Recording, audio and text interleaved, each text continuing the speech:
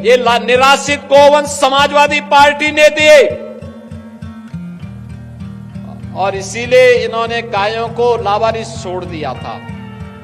देखा ना, समाजवादी पार्टी के मुखिया क्या कहते हैं? कहते हैं गोबर से मुझे दुर्गंध आती है।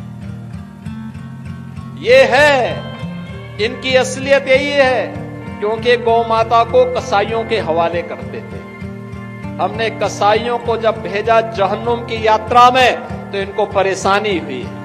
इनकी परेशानी तो वह है कि इनके मित्र कसाई सब चले गए जहन्नुम में। योगी आदित्यनाथ ने अखिलेश यादव पर अब तक का सबसे बड़ा हमला बोला है। सीधे तौर पर कहें तो योगी आदित्यनाथ ने अखिलेश यादव पर गौ हत्या का आरोप लगा दिया है।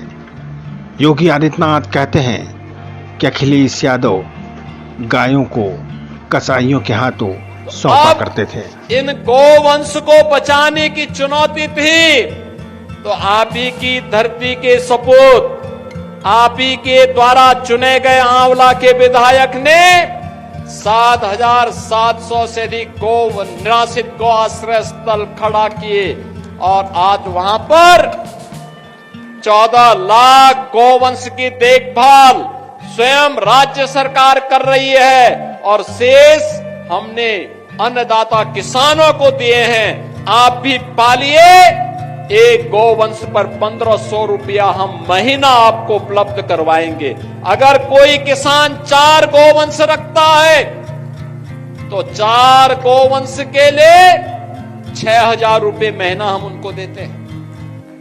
आप याद करिए, आम के आम और गुठली के भी दाम इसी को कहते हैं।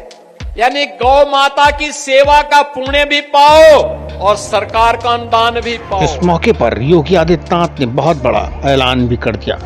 जैसा कि आप सुन चुके हैं, योगी आदित्यनाथ ने बरेली की धरती से ऐलान किया कि जो भी किसान गौ सेवा करेगा उसे एक गाय की सेवा के लिए 1500 रुपये महीने दिए जाएंगे। अगर किसी के पास 4 गायें हैं तो उसे 6,000 रुपये महीना मिला करेगा। इस अवसर पर भारत के अंदर भारत की परंपरा तो गौ और गंगा की परंपरा है। हमने अगर गंगा माता की पूजा की है तो गंगा माता ने हमें एक नई पहचान दी है। नमामि गंगे परियोजना के कारण आज प्रयागराज महाकुंभ ने उत्तर प्रदेश को एक नई पहचान दी है। 66 करोड़ श्रद्धालु प्रयागराज में आया, भव्य और दिव्य कुंभ का दर्शन किया। बहनों और भाइयों, ऐसे कभी नहीं हुआ पहले। नमामि गंगे परियोजना के कारण मां गंगा की आराधना, अविरल और निर्मल गंगा की परिकल्पना को प्रधानमंत्री मोदी जी ने साकार किया। आज भव्य और दिव्य कुंभ बदले में हमें मिला।